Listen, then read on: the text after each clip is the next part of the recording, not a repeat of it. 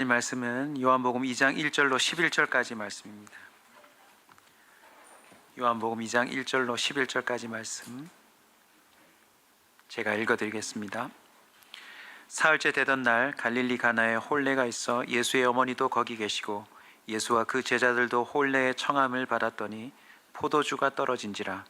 예수의 어머니가 예수에게 이르되 저들에게 포도주가 없다 하니 예수께서 이르시되 여자여 나와 무슨 상관이 있나이까? 내 때가 아직 이르지 아니하였나이다. 그의 어머니가 하인들에게 이르되 너희에게 무슨 말씀을 하시든지 그대로 하라 하니라. 거기에 유대인의 정결 예식을 따라 2-3통 드는 돌 항아리 6이 놓였는데 예수께서 그들에게 이르시되 항아리에 물을 채우라 하신즉 아기까지 채우니 이제는 떠서 연회장에게 갖다 주라 하시매 갖다 주었더니 연회장은 물로 된 포도주를 맛보고도 어디서 났는지 알지 못하되 물 떠온 하인들은 알더라. 연회장이 신랑을 불러 말하되 사람마다 먼저 좋은 포도주를 내고 취한 후에 낮은 것을 내거늘 그대는 지금까지 좋은 포도주를 두었다 하니라. 우리 다 함께 읽습니다. 예수께서 이 첫 표적을 갈릴리 가나에서 행하여 그의 영광을 나타내심에 제자들이 그를 믿으니라. 아멘. 저희 교회가 협력하고 있는 외 선교 단체에서 또 함께 사역하고 계시는 우리 선교사님이시고요. 네, 국가는 또 공산국가여서 구체적인 이름은 또 조심스럽습니다. 네, 아시겠지만 V라는 국가에서 사역하고 계시고요. 또 저희 교회가 한번 한글 캠프 사역을 하고 계시는데 같이 협력했는데 너무 행복한 시간이었고 짧은 시간이었지만 우리 선교사님과 저희 교회 성도들이 마치 가족이 된 것 같아요. 그래서 또 언젠가는 또 한 번 더 가서 사역을 했으면 하는 그런 사모함을 갖고 있는데 오늘 선교사님이 안식년 중이시고 이제 마치고 곧 들어가실 텐데 우리 교회 12주년 기념하는 날에 이렇게 또 오시게 되었습니다.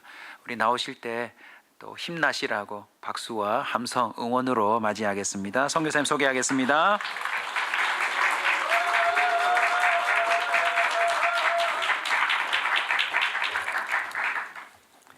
감사합니다.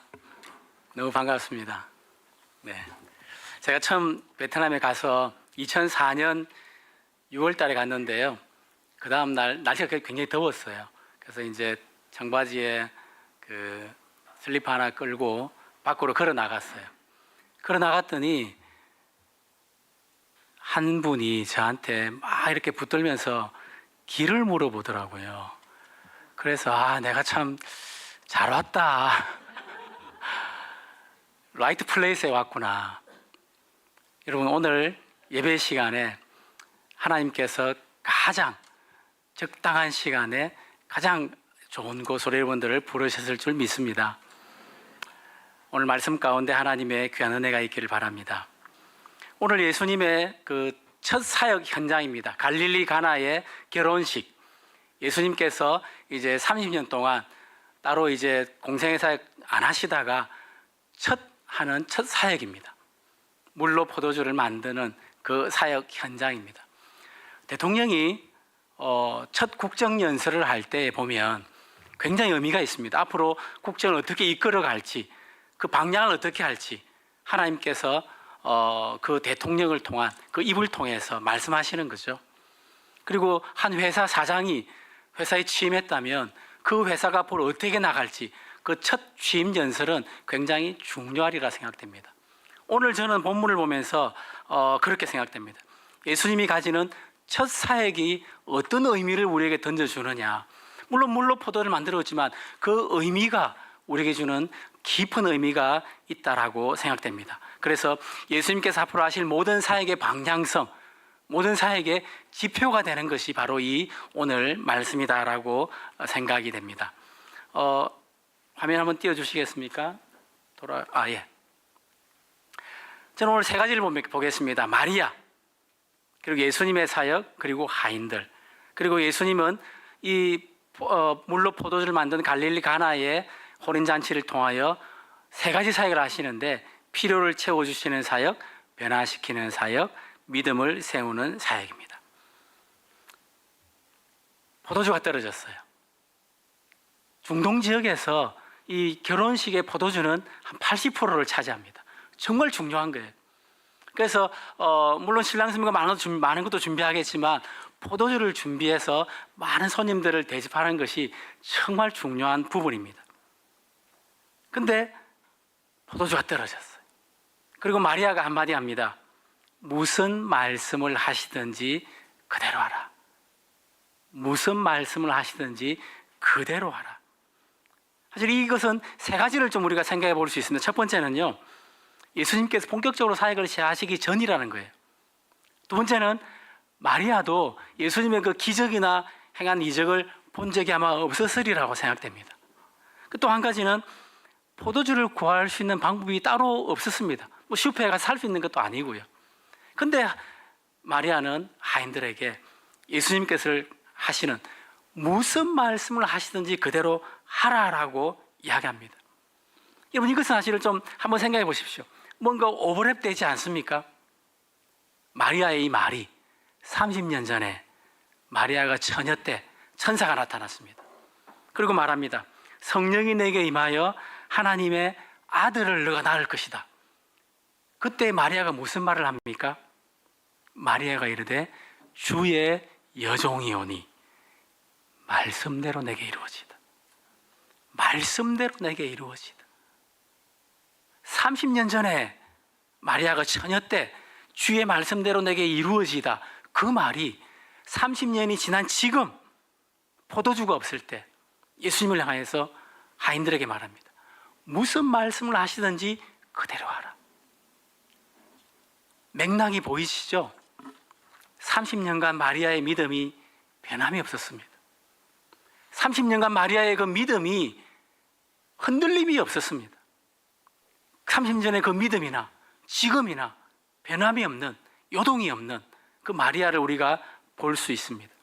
사실 처녀 때의 그 열정적인 믿음이 뭔가 시간이 지나고 아이를 낳고 결혼하고 삶의 상황 속에 휘둘리다 보면 믿음이 흔들릴 수도 있고 변화될 수도 있고 떨어질 수도 있고 그렇지 않습니까?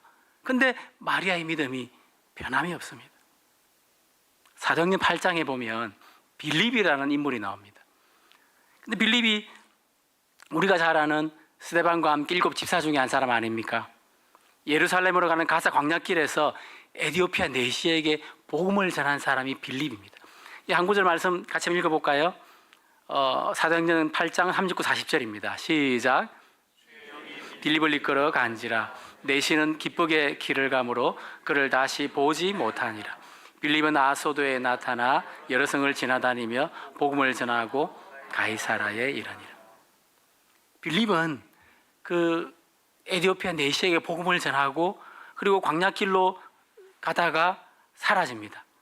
가이사라에 이르니라. 그리고는 성경에 산동한 빌립의 이름이 사라집니다. 이것이 성경 사도행전 8장입니다.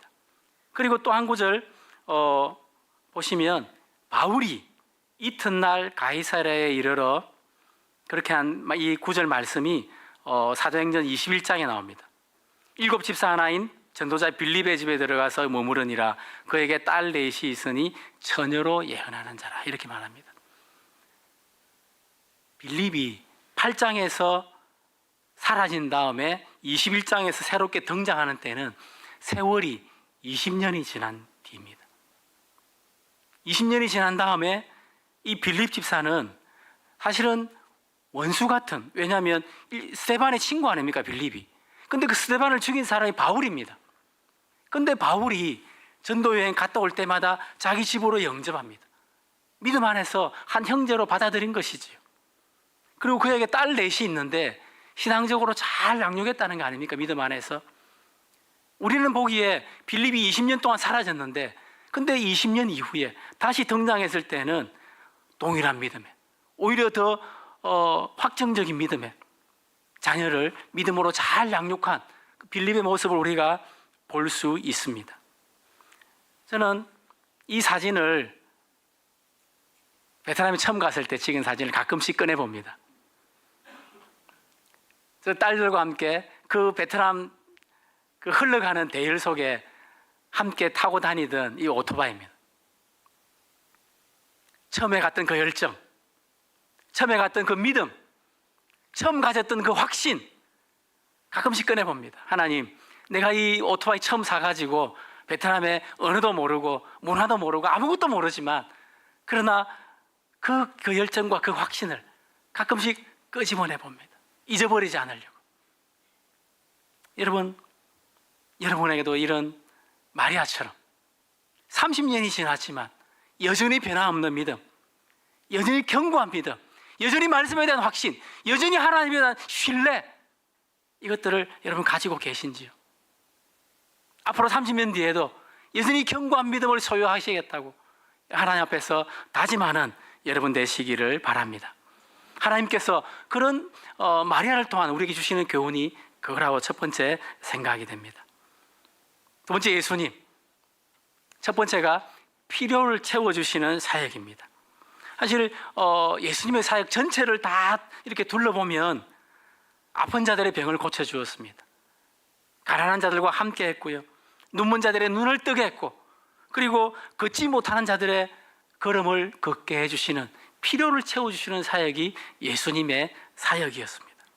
그 시발점이 물로 포도주를 만들어서 거기에 있는 사람들의 필요를 채워준 것이 오늘 예수님의 사역이었습니다. 또한 예수님 영적으로 갈급한 사람들의 그 영혼을 갈급하게 해준 것이 예수님의 사역이었습니다. 여러분, 필요를 보는 눈이 있다는 것은 축복입니다. 이런 필요를 보는 눈이 있으신가요? 교회에 보면 항상 보면 이렇게 잘 섬기는 집사님, 권사님들이 계십니다. 그분들은 참 특별한 눈을 갖고 계세요. 필요를 보는 눈이 있는 거죠. 똑같은 공간에, 똑같은 장소에, 같은 예배 공간에 드리러 왔는데 어떤 분들은 그냥 나는 예배 드리고 가면 돼. 하지만 또 어떤 분들은, 그 눈을 가진 분들은 섬긴 것을 찾습니다. 오늘 어디가 좀 부족한가? 좀 어디에 좀 내가 좀 섬길 데가 없는가? 그 필요를 보는 눈은 축복된 눈이죠. 예수님은 그 눈을 가졌습니다. 오늘 본문을 통해서 예수님은 그 눈을 좀 가지라고 이야기합니다. 사실 마리아는요, 손님입니다. 여러분 결혼식 가보셨잖아요. 손님은 얼마나 편합니까? 좋은 옷 입고 가서 딱 자리에 앉아 있으면 되잖아요. 뭔가 두리번두리번 살피거나 주인의 마음이 없는 거죠. 그런데 마리아는 손님인데 그 주인의 마음을 가졌습니다. 주인의 의식을 가진 거예요. 그리고 찾고 있습니다. 오늘 뭔가 좀 부족한 거 없나? 뭔가 좀 필요한 거 없나? 그러다 보니까 발견한 거죠. 포도주가 떨어졌네. 포도주가 떨어졌네. 아마도 예수님과 그 제자들 12명이잖아요. 그 장정들 12명, 베드로는 잘 먹었겠지 않습니까? 예수님과 제자들이 다 먹었겠죠. 아마도 거기에 대한 책임감이 마리아에게 있지 않았나? 그리고 그 눈을 살핀 거죠.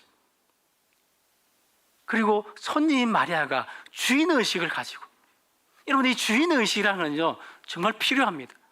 우리 교회, 우리 집은 내가 주인이잖아요. 우리 교회, 내가 주인이잖아요. 뭔가 필요한 게 있으면 보고 그것을 볼 수 있는 눈이 있어야 되죠. 마리아는 그 눈을 가진 겁니다. 우리에게 또 더 중요한 것은 영적인 필요를 보는 거죠. 물질적인 필요도 있지만 영적인 필요가 얼마나 중요합니까? 새로운 사람이 오면 그 새로운 성도들, 그 한 사람 붙들고 그게 뭐가 필요한지 정말 채워주고 도와주고 하는 게 필요하지 않겠습니까? 사도행전 3장에 보면 베드로와 요한이 나옵니다. 그 성전 미문에 앉아있는 안전뱅이, 구걸하는 안전뱅이, 얼마나 물질이 필요하겠습니까? 동전을 줄 수 있었겠죠. 그런데 이렇게 말합니다. 은과 금은 내게 없거니와 내게 있는 것으로 내게 주노니 나사렛 예수 그리스도의 이름으로 일어나 걸어라. 영적인 필요를 채워준 거죠. 진정한 필요, 본질적인 필요를 본 것입니다. 성경은요 영적인 필요와 물질적인 필요를 동시에 채워주는 것입니다. 여러분 베트남에 왜 선교를 해야 되느냐? 저는 그 영적인 필요를 보았습니다. 그게 뭐냐면요 이겁니다. 인도 차이나에 5나라가 있습니다. 베트남, 라오스, 미얀마, 캄보디아, 태국. 근데 베트남을 뺀 이 나라들은 전체가 다 불교 나라입니다. 불교 국가입니다. 근데 베트남만 불교 국가가 아니에요. 베트남은 조상 숭배 국가입니다. 집집마다 이런 게 있어요. 집집마다 이런 것이 다 있어요. 그리고 이것이 어떤 뭐 큰 사당이나 큰 관공서에 있는 게 아니에요. 개인 집에 이거 있습니다. 개인 집에 이런 것을 지금 만들어 놓고 조상을 숭배하는 거죠. 그리고 그 조상이 저성에서 나를 잘 보호해 달라고, 자녀들 뭐 건강 이런 모든 것을 잘 해달라고 저렇게 조상 숭배를 하는 것이죠. 가게마다 이런 게 있습니다.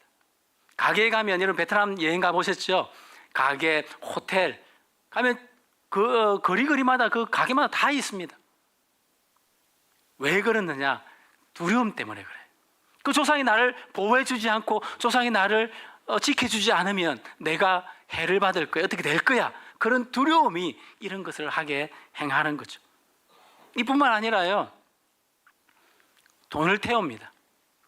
저 저승에 있는 조상이 그 돈을 받아가지고 잘 사용하라고 $100도 태우고 베트남 큰 돈 50만 동도 태웁니다. 물론 가짜 돈입니다. 진짜 돈으로 가짜 돈을 사지요.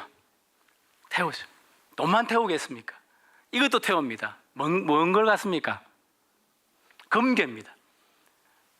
금박지로, 종이 금박지로 금괴를 만들죠. 그리고 그 귀중한 것을 태웠으니까 나를 잘 보호해달라고 그럽니다. 이 사람들의 가치관이고 세계관이죠. 금괴만 태운 게 아니죠. 저승에서 잘 타고 다니라고 자가용도 태웁니다. 자가용만 태우겠습니까? 아파트도 태웁니다. 저 큰 아파트를 태워서 그 조상이 저승에서 좋은 곳에서 살으라고 그러죠. 이 베트남 사람들의 가치관입니다. 정말 이 21세기에 그런 일이 일어나고 있습니다. 여러분, 이 많은 것들을 돈으로 환산하면요, 아마 GDP의 몇 프로가 될 거예요. 엄청난 양입니다. 아파트에 가면요, 아파트 내 구석마다 저는 큰 향로를 만들어 놨어요. 그 수시로 와서 태우게 합니다. 돈도 태우고요. 그리고 생일 때, 뭐 기일 때. 그 베트남 사람들의 생각 자체가 길거리에서 태우고 집에서 태우고 불장난하는 거죠. 근데요, 이 모든 그 필요 속에는 영적인 필요가 있습니다. 우리가 그걸 봐야 돼요. 여행을 가면 와, 베트남 음식 너무 맛있어, 너무 좋아. 그리고 깊이는 안 봅니다. 그리고 그 베트남 사람들의 그 영혼 속에 정말 하나님이 필요한 걸 봐야 돼요. 그리고 그들의 필요를 정말 채워 줘야 됩니다. 베트남 친구들은요, 한글이 정말 필요합니다. 한글을 저희가 가르치는데 오래 가르쳤어요. 10년 넘게 가르쳤는데 한글을 배우면 그들 가운데 굉장한 유익이 됩니다. 어떤 유익입니까? 일반적으로 대학 4년 졸업하면 한 400불 받습니다. 많이 받으면 500불입니다. 근데 한글을 배우면요, 통역을 할 수 있다 그러면 900불에서 1000불을 받습니다. 그리고 정말 경험 있고 잘한다 그러면 1500불까지 받습니다. 그러니까 한글을 기를 쓰고 배우려 하죠. 한글이라는 물질적인 필요 때문에 몰려드는 거죠. 근데 저희들은 한글만 가르치는 게 아니잖아요. 한글을 통해서 그들에게 가르칩니다. 복음을 전하는 거죠. 언제입니까? 2005년입니다. 제가 2004년에 들어갔는데 2005년부터 한글 캠프를 해왔습니다. 이게 제 1회 캠프입니다. 근데 그때는 몰랐죠. 이 친구들 가운데 하나님 믿는 친구들이 있으리라고는 생각을 안 했습니다. 그냥 그들을 사랑해 주었고 만나 주었고 그들에게 한글을 가르치면서 게임도 하고 노래도 하고 그들을 품어주고 그 역할을 했던 거죠. 근데 시간이 지났는데 우리 빨간 동그라미 안에 자매 이름이 투하라는 자매입니다. 투하. 한글을 열심히 해서 이제 저희가 대학 4학년 때 예수 믿고 저희 가르쳤죠. 제자훈련도 하고. 한글을 공부를 열심히 해서 한국의 숙명여대로 유학을 왔습니다. 1년. 원래 2년 대학원인데 1년을 유학을 하더니 이 길이 제 길이 아닌가 봅니다 하고 숙명여대를 그만둬 버렸어요. 그리고 어디로 간 줄 아세요? 서울 장신으로 갔습니다. 장신에서 3년 MDB 과정을 했어요. 그리고 장신에서 MDB 과정 마치고 난 다음에 에스라 대학원에서 2년을 더 하고 그리고 한국에서 장신이니까 목사 안수를 받았습니다. 제 첫 번째 한국어 한글 캠프 한 자매입니다. 그 지금 어디인 줄 아세요? 지금은 한국 7년 시간 보낸 다음에 다낭으로 들어갔습니다. 베트남 다낭. 그리고 저희 웩이라는 단체와 함께 조인해서 다낭에서 사역을 하고 있습니다. 다낭 비전교회. 비전교회 청년들이 한 7, 80명 됩니다. 그리고 그곳에서 담임 목사 역할을 하고 있습니다. 그리고 웩 선교사역과 조인해서 많은 사역들을 같이 현재 감당하고 있습니다. 하나님께서 그런 일들을 하게 하신 거죠. 제2회 한글 캠프입니다. 3명이 하나님 믿었습니다. 흰 동그라미 2자매도 믿었고요. 빨간 동그라미 자매가 찡이라는 자매인데 이 자매도 하나님을 믿었습니다. 나중에 이 자매가 목사 사모가 됐어요. 왜냐하면 이 자매가 만난 데이트하는 청년이 이전에 마약하는 청년이었는데 이 청년을 변화시켰어요. 갱생을 한 거죠. 그리고 이제 이 형제가 신학을 하고 목사가 됐습니다. 지금은 베트남에서 이 응웬 대중이라는 목사님인데 이분이 마약 사역을 크게 합니다. 여러 곳에 센터를 세우고 그리고 실제로 사역을 하고 계세요. 놀랍죠? 그 역할을 감당한 자매가 찡이라는 자매고 한국어 한글 캠프를 통해서 하나님을 믿었죠. 여러분 이게 제 몇 회냐면 5회 캠프입니다. 몇 명이 하나님 믿었을까요? 계산해 보십시오. 한 번씩 대박을 터뜨릴 때가 있잖아요. 8명이 하나님 믿었습니다. 놀랍죠? 참 이런 일은 지금까지도 없었습니다. 4회, 5회, 3회, 4회는 한 명도 하나님 믿지 않았었어요. 근데 이 8명의 자매들이 세례를 받았습니다. 베트남은 보통 침례를 주는데 그때는 사실 외부에서 이렇게 침례 주고 힘드니까 보안 때문에 아파트 안에서 큰 통을 사서 저렇게 세례를 주었습니다. 그 자체가 감동이었습니다. 한 명이 이렇게 물속으로 들어가서 내가 죽었다. 그리고 다시 살아났다. 믿음 안에서. 그 빨간 동그라미 하는 자매가 저 물통 안에 서 있는 자매가 이름이 란입니다. 예수 믿고 나서 저하고 함께 10년 동안 베트남에서 같이 사역하고 전도도 하고 제자 훈련도 하고 그렇게 했습니다. 그리고 이 자매가 나중에 한국말을 열심히 공부해서 한국으로 유학을 왔습니다. 어디로 왔냐면 합동신학대학원으로 왔어요. 수원에 있는. 그리고 그곳에서 열심히 공부도 했지만 열심히 데이트도 하더라고요. 그리고 남편을 만났어요. 신학 졸업하고 아기도 낳았어요. 아들 하나, 딸 하나. 그리고 그 남편이 작년 10월에 목사 안수를 받았습니다. 그리고 지금 파송교회를 찾고 있습니다. 올해 3월에 선교 훈련을 받고 올해 가을에 베트남으로 선교사로 들어옵니다. 놀랍지 않습니까? 하나님께서 그 일들을 하고 계시는 거죠. 한글이라는 피로를 통해서 그 한글 피로를 채울 뿐만 아니라 영적인 피로를 채워주었더니 그들이 하나님 앞에서 세워지고 헌신하고 하나님이 원하시는 사람으로 변화되어 가는 것이죠. 여러분 이 그림 잘 아시죠? 온사교회 한글 캠프 사진입니다. 온사교회 한글 캠프. 여러분 제가 1회 한글 캠프 할 때 그 투어 자매가 하나님 믿을지 몰랐습니다. 지금도 모르는 거예요. 5년 뒤에 10년 뒤에 어떤 일들이 발생할지 하나님께서 이 일들을 통하여 온사교회 한글 캠프를 통하여 그 자매들을 그 형제들을 통하여 어떤 일을 행하실지 여러분 기도하셔야 됩니다. 그리고 여러분 선교는 사실 전략적일 필요도 있고요. 그리고 지속성이 필요가 있습니다. 앞으로 온사교회 계속 오십시오. 한글 캠프로 오셔서 그 사람들 만나고 베트남 청년들 만나고 그들의 한글을 가르치고 그들을 통하여서 하나님 어떤 일을 행하시는지 나중에 보시기를 바랍니다. 믿습니까? 그 일들을 하나님은 계획하고 계시고 실행하고 계시고 준비하고 계시리라 믿습니다.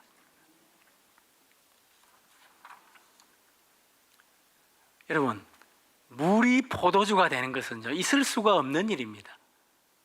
보셨습니까? 물이 포도주가 되는 것. 과학자들은 이렇게 말합니다. 물은 H2O라고. 포도주는 C2H5OH입니다. 이 물이 포도주가 되는 것은 있을 수가 없는 일입니다. 그래서 한마디로 말합니다. 불가능. 이것은 불가능이다. 그런데 예수님은 이 불가능을 가능케 하셨거든요. 변화가 된 거죠. 여러분 예수님의 사역을 잘 보면 사실은 예수를 만나는 사람들은 다 변화됐습니다. 어부들이 변화됐고요. 세리마태가 변화됐고요. 수거성에 남편 다시 있는 그 여자가 변화돼서 짐을 전하고요. 그리고 변화될 가능성이 정말 1도 없던 사울이라는 사람, 그 다메섹 도상에서 변화되지 않았습니까?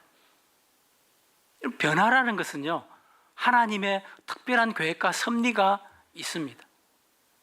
여러분, 이 H2O가 C2H5OH가 되는 것은 이것은 불가능이라고 합니다. 그러나 그 불가능을 하나님은 하시잖아요. 그리고 그 현장을, 물이 포도주가 되는 현장을 그 사람들이 보았고, 마리아도 보았고, 예수님도 보고, 제자들도 보고, 가인들도 다 보았고, 다 보았습니다. 여러분, 제가 질문 하나 드릴까요?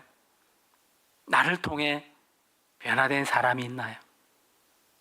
나를 통해 예수 믿고 세례받고 집사가 되고 하나님 앞에 헌신된 그런 사람이 있나요? 한 영혼, 한 사람, 정말 나를 통해 변화된 그 사람이 있나요?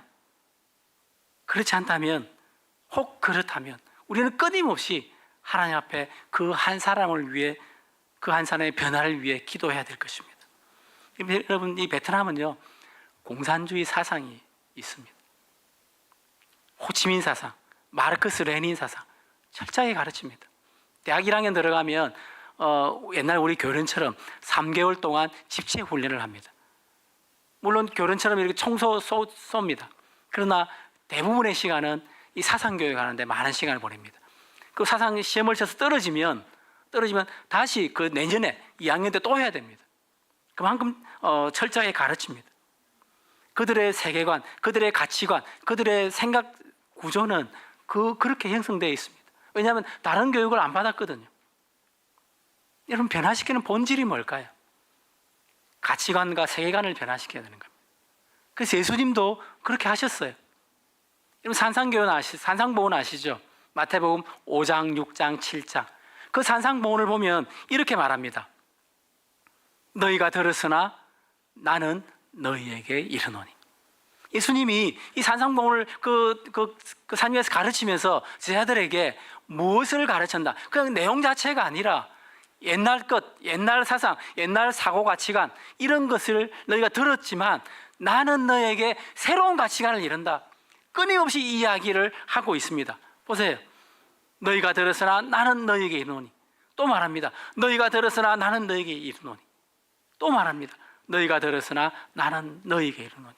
이 땅의 가치관을 너희가 끊임없이 듣고 이 땅의 가치관 속에 살지만 나는 너희에게 말한다. 하늘의 가치관을 내가 너희에게 말하니까 다시 들어봐라. 그리고 그것을 유념해봐라. 그리고 너희의 가치관을 바꿔봐라라고 이야기하고 있는 것입니다. 그래서 끊임없이 말하는 난 너희가 들었지만 나는 너희에게 말. 이것을 통해 예수님이 말씀하시는 게 뭘까요? 말씀이죠. 결국은 말씀이 그들을 그 가치관을 변화시키고 결국은 말씀이 그들의 세계관을 변화시키는 거죠. 여러분, 우리가 말씀 듣는 이것 가볍게 보지 마십시오. 매주마다 와서 말씀 듣는 게 정말 소중하고 중요한 겁니다. 하나님 말씀이 우리를 변화시키지 다른 거는 이 세상으로 돌이키는 것입니다. 저는 정말 잘하는 게 하나 있는데요. 암송 체크를 참 잘합니다. 우리 베트남 청년들 만나면 끊임없이 제가 암송 체크를 합니다. 여러분, 한 말씀 암송하는 게 이 보통이 아니에요. 들어갔다가 나가는 경우가 많잖아요. 사실 성경이라는 말씀 방식 자체가 외우기도 힘들 뿐만 아니라 어렵기도 합니다. 그래서 들어갔다가 나갑니다. 근데요, 들어갔다가 나가지 않는 경우가 많아요. 언제요? 들어갔다가 밑으로 내려갑니다. 마음에 새겨집니다. 그리고 이 30cm 간격이 성령이 역사하시는 공간이 됩니다. 그리고 어느 날 베트남 학생들이 말합니다. 선생님, 제게 이런 상황이 있는데 제 속에서 그 암송한 말씀이 이렇게 하라고 그래요. 제가 말합니다. 맞아, 그게 본질이야. 하나님 말씀을 암송해 놓고 마음에 새겨 놓으면 그 상황이 되면 그 말씀을 성령께서 떠올려 주셔. 그리고 그 말씀을 통해서 너로 행하게 하셔. 여러분, 올 한 해에 새로운 결심 중에 말씀 암송을 한번 결심해 보십시오. 한 구절, 두 구절 좋습니다. 그리고 나갈 때도 있습니다. 그러나 성령께서 방향을 트실 것입니다. 마음속으로, 마음의 신비에 새겨주는 그 말씀은요, 우리 삶의 지표가 됩니다. 우리 삶을 인도합니다. 저는 그것을 확신해요. 이 30cm의 위력을 경험해 보시기를 바랍니다. 저는 저희 베트남에 한 형제가 하나 있는데요. 저희 아파트의 경비원이었습니다. 아파트 경비원은요, 사실은 베트남에서는 선교사들이 제일 싫어하고 힘들어하는 사람이에요. 왠 줄 아세요? 아파트에 외국인이 살면 아파트 경비원들이 다 보고를 합니다. 드나든 걸 보면서 꽁안에 보고를 합니다. 그래서 아파트 경비원들과 친해지기를 싫어하는 사람들이 선교사들이에요. 근데 이 친구가 아파트 경비 보면서 보니까, 제가 왔다 갔다 보니까 내 책을 읽고 있어요. 갈 때마다 책을 읽고 있어서 저 친구 참 다른 사람들하고 다르네. 그래서 어느 날 제가 전기세 내려갔다가 이 친구하고 이야기할 기회가 생겼어요. 그 이야기하다가 이야기가 잘 됐어요. 재미있는 친구더라고요. 그래서 제가 그냥 던졌습니다. Em muốn học tiếng Hàn không? 너 베트남 한번 배워볼래? 한국어 한번 배워볼래? 그랬습니다. 왜냐하면 제가 한국어 때 한국 학당 원장이었거든요. 그래서 그냥 던진 건데 이 친구가 덥석 물더라고요. Thầy ơi, em rất muốn học tiếng Hàn. 정말 한국어를 배우고 싶다고. 선생님 한국어 배우고 싶어요. 가르쳐 주세요. 그 제가 사분대에다 이야기하고, 저희는 학생들을 봤는데 대학생만 봤거든요. 뽑아준 학생들. 그래서 이 학생이 한 명 있다고 거기 학교에다 이야기하고 사정을 해서 이 학생을 데려와서 2년 동안을 가르쳤습니다. 그리고 한글 캠프도 참석을 했습니다. 12회. 그리고 2년 동안 아파트 드나들면서 열심히 체크했죠. 한국어 잘하니? 저희 집에 초대도 하고. 그 2년 때 되는 한글 캠프 때 아주 가능성이 있어 보여서 선생님들 다 불러 모아놓고 물었습니다. 너희 이 선생님들 왜 한국에서 비싼 병기값 내고 온 줄 아니? 너를 너무 사랑하기 때문이야. 너무 하나님을 사랑해서 여기 와서 너에게 복음을 전하고 있는 거예요. 그리고 그 자리에서 하나님 믿었어요. 한글 캠프를 통해서. 그리고 그때부터 이 친구에게, 이런 베트남 사람들이 주입식 교육이거든요. 근데 주입식 교육이 너무 암송을 잘하는 거예요. 좋은 장점도 있어요, 주입식 교육이. 그리고 암송을 100구절, 200구절 이 친구가 그렇게 많이 했습니다. 한 1, 2년 동안에. 그리고 어느 날 저한테 물었어요. 선생님, 성경을 좀 더 깊이 배우고 싶어요. 그래서 제가 물었죠. 너 그러면 이 경비 그만둘 수 있니? 뭐 먹고 살래? 이 친구가 딱 이렇게 표현했습니다.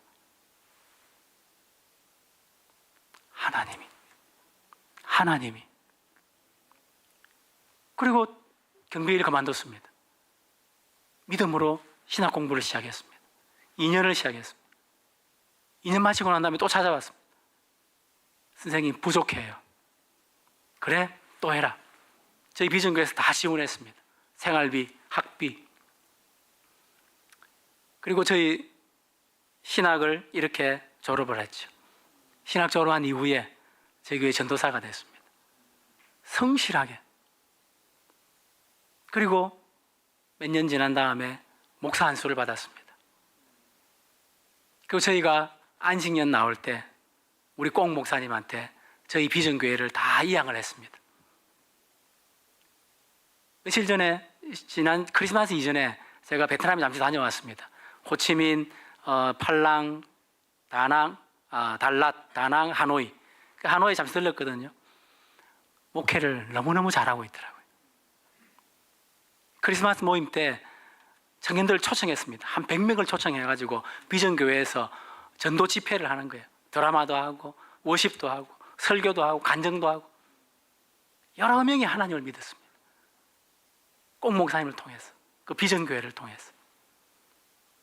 한 사람을 변화시키는 하나님께서 우리를 왜 변화 못 시키겠습니까? 여러분, 저는 이렇게 기도합니다. 하나님, 충성된 사람을 보내주십시오. 하나님께서 예비하신 충성된 사람을 보내주십시오. 이 온사교회에도 하나님께서 예비하신 충성된 사람 보내주셔서 섬기게 해주시고 하나님을 예배하게 해주십시오. 여러분, 그게 기도가 돼야 됩니다. 여러분이 충성된 사람이 되시기를 바랍니다. 그리고 여러분, 선교사를 위해 기도할 때 이렇게 기도하십시오. 하나님, 저 선교사님에게 저 선교지에 충성된 사람을 보내주십시오.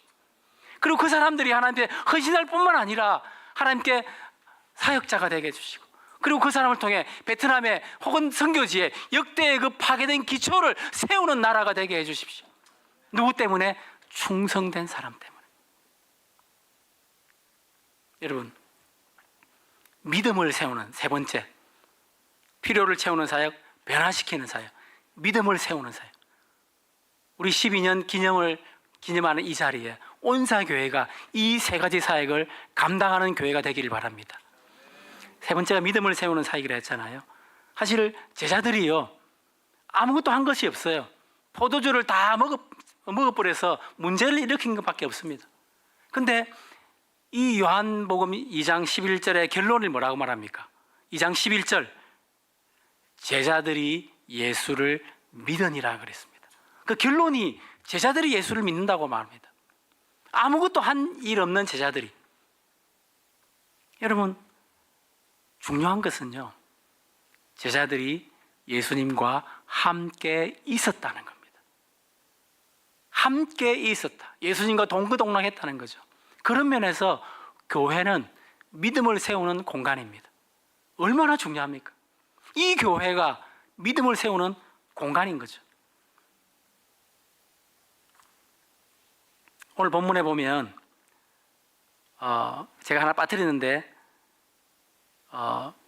한 사람이 변화될 때에 사울이라는 사람이 나오잖아요.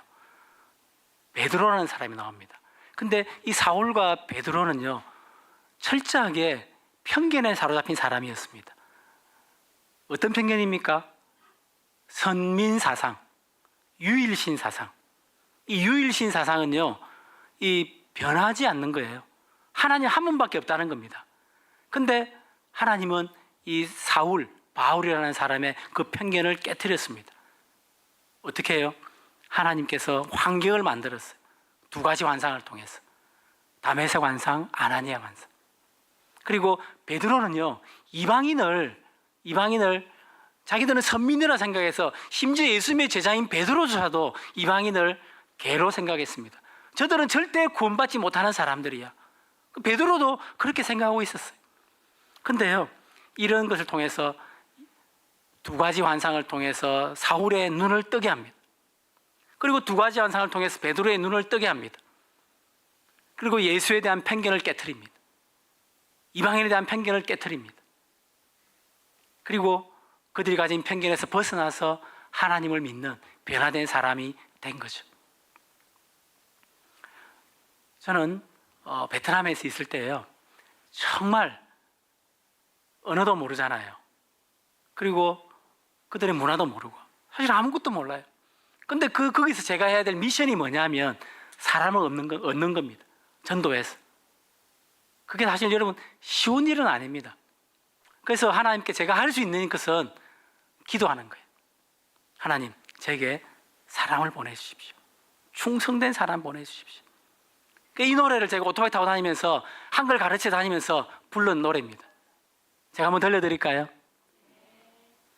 내게 사람을 주소서, 함께 노래할 사람을, 하늘의 평화, 하늘의 기쁨을, 함께 노래할 사람을, 내게 사람을 주소서, 함께 기도할 사람을, 이 땅에 무너진 진리를 위하여 함께 기도할 사람을.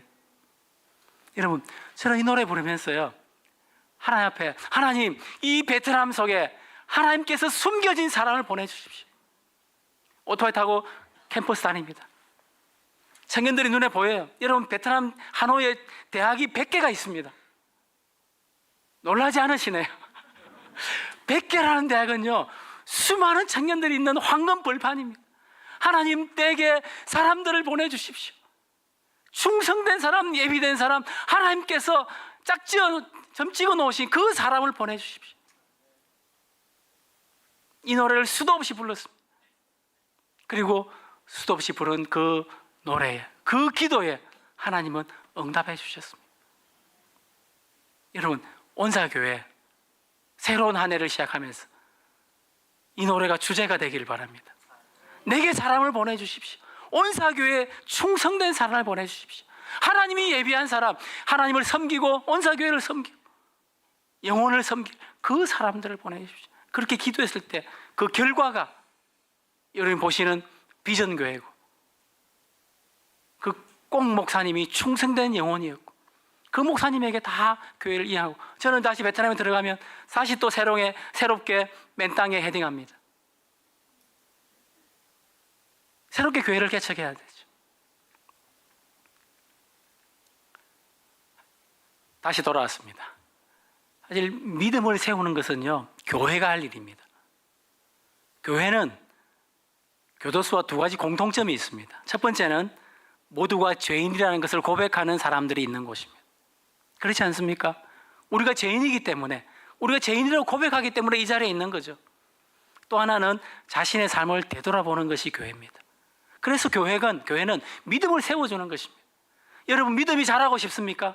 끊임없이 교회로 오십시오. 어느 곳이 우리의 믿음을 세워주는 곳입니까? 교회밖에 없습니다. 그 교회가, 하나님이 세우신 교회가 우리를 통해 내가 만나고 내가 출석하고 하시는 이 믿음의 공동체가 얼마나 소중한지 놀라운 것입니다. 저희 교회에 미국인 친구가 한 명 있습니다.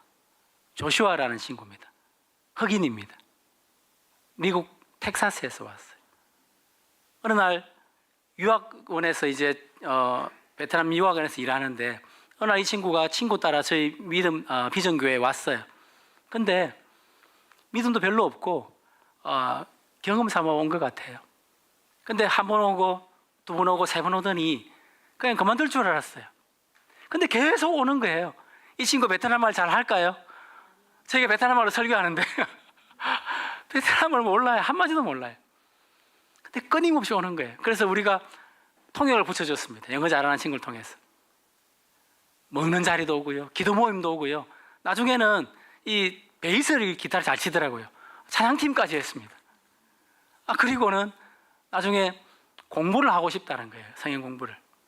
그래서 제가 영어로 성경 공부를 한 6개월 동안 하고 왔습니다. 제가 오기 전까지. 믿음이 얼마나 많이 자라는지 몰라요. 믿음이 얼마나 크든지 몰라요.